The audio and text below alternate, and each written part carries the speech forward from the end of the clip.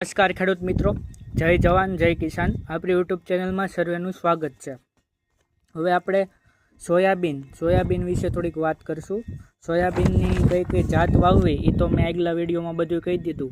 કેટલું ખાતર, કઈ કઈ ટ્રીટમેન્ટ, શું કરવું, વાવતી વખતે કેટલું ખાતર નાખવું, ક્યારે વાવવું, કેટલું બિયારણ કરવું, કેટલું બિયારણ વાવવું, એ બધાની માહિતી હું આપીશ આ વિડીયોમાં. તો હવે આપણે સોયાબીનમાં વાત કરીએ તો આપણે જૂન મહિનાથી લઈ કે અત્યારે જૂન મહિનો બેસી ગયો છે, સારો વરસાદ થાય ત્યારે અથવા જૂન મહિનાથી લઈ અને જુલાઈ મહિનાના પહેલાં 15 દિવસ આપણે સોયાબીન વાવી શકાય ત્યાં સુધી સોયાબીન એનો સમય છે. જાતનું આપણે છે એ મેં આખો વિડીયો બનાવી દીધો છે. કઈ જાત ઉગવામાં પ્રશ્ન ન થાય તેના માટે શું કરવું એ બધું વિડીયો, એ જે બિયારણ ક્યાં હતા એમ તો ગુજરાતે 1, સોયાબીન 1, 2, જુનાગઢ 3 ને એ બધા આવે છે, યુનિવર્સિટીના છે. પ્રાઇવેટ સેક્ટરના ગુજરાત 4 છે, એ લેટેસ્ટ છે હમણાં, અને પ્રાઇવેટ સેક્ટરને મેં એમાં કીધેલા છે બિયારણ. એ એક વિડીયો મેં અલગથી બનાવેલો છે, તો જો એ જાણવું હોય બિયારણ વિશે તો એ વિડીયો જોઈ લેવો. પછી બિયારણની વાત કરીએ તો આપણે સૌરાષ્ટ્રમાં એમાં વાત કરીએ તો 60 થી 70 કિલો જેવું 6.5 વીઘે 60 થી 70 એટલે વીઘે 10 થી 12 કિલો જેવું વાવી શકાય. એમ મધ્ય ગુજરાતમાં 80 કિલો એટલે ને અત્યારે 14 કિલો જેવું વાવવું જોઈએ. મધ્ય ગુજરાતમાં ત્યાં થોડુંક વધુ વાવવું જોઈએ, અને આંતરપાકમાં એટલે કે વચ્ચે વાવવું હોય તો 25 થી 30 કિલો એટલે જોઈએ વચ્ચે વાવવાનું થાય. તો વચ્ચે કયા પાકમાં હોય તો આપણે કપાસ હોય, બાજરી હોય, તુવેર હોય, હાઇબ્રિડ જુવાર હોય, દિવેલા એટલે કે એ હોય, એરડા, એમાં વચ્ચે આપણે વાવી શકાય. એ આંતરપાકમાં જો એમાં વાવવું હોય એવી રીતે વચ્ચે તો આપણે જોઈએ તો 25 થી 30 કિલો જેવું છે. હવે એની આપણે બે હાર વચ્ચે જો સારી જમીન હોય તો 45 સેન્ટીમીટર રાખવું જોઈએ બે હાર વચ્ચેનું અંતર. થોડીક જમીન નબળી હોય કે થોડીક ફળદ્રુપતા ઓછી હોય તો થોડુંક નજીક એટલે કે 1 ફૂટે રાખવું જોઈએ, બાકી 1.5 ફૂટે રાખવું જોઈએ.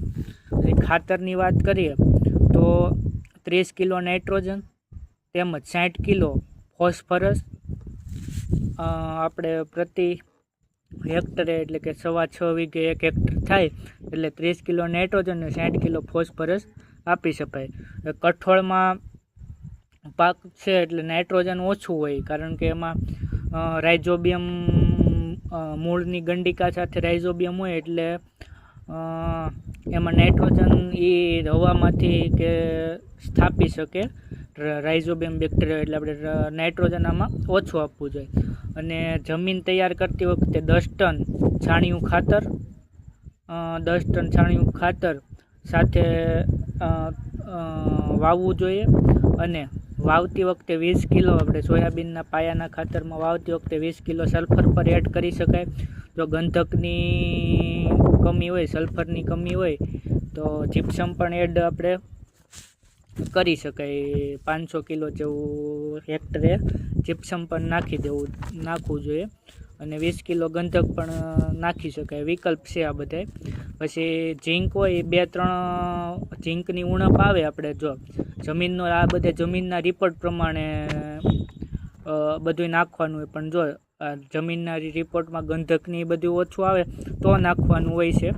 પણ જમીનનો રિપોર્ટ ન કર્યો હોય તો આપણે 10 ટન છાણિયું ખાતર ને 20 કિલો જેવું 25-30 કિલો જેવું ફોસ્ફરસ ને 30 કિલો જેવું નાઇટ્રોજન ને 60 કિલો એ બધું એવી રીતે 60 કિલો નાખી શકાય, 30 કિલો પણ નાખી શકાય. જમીનના રિપોર્ટ પ્રમાણે ન કર્યું હોય તો 10 ટન છાણિયા ખાતર અથવા લીંબોળી અથવા એરંડીનો ખોળ પણ વાવી શકાય. એ પણ નાઇટ્રોજન દેશી ખાતર ન નખાણું હોય તો લીંબોળી અથવા એરંડીનો ખોળ પણ આપણે નાખી શકાય. હવે વાવણી બાદ ઉગે તે પહેલાં બધું કરવાનું હોય છે, ગંધકની નાખવાનું હોય છે. પ્રાકૃતિક ખેતી કરતા ઘણા બીજામૃતનો પટ આપતા હોય. જો બીજામૃતના પટથી ઉગી જતા હોય તો સરસ છે, પણ એની ફોતરી જો નબળી હોવાના કારણે બીજામૃતના કારણે ઘનજીવામૃતનો પણ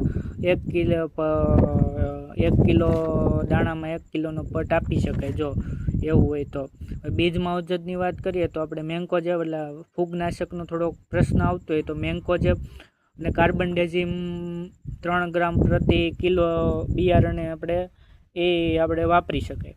પછી ટ્રાયક્લોનિક સ્ટ્રોબિન આવે છે. ટ્રાયક્લોનિક સ્ટ્રોબિન 1 ml પર kg જો રૂટનો સડા ને એના લીધે કરી. ત્યાર પછી છાંયડામાં સૂકી શકાય. હવે જો મેન્કોજેબ કાર્બનડેઝિમ એટલે કે ફૂગનાશકનો પટ ન આપ્યો હોય તો આપણે ટ્રાયકોડરમાં ભેળવીને પણ વાવી શકાય, કારણ કે ટ્રાયકોડરમાં એક પ્રાકૃતિક વિકલ્પ છે.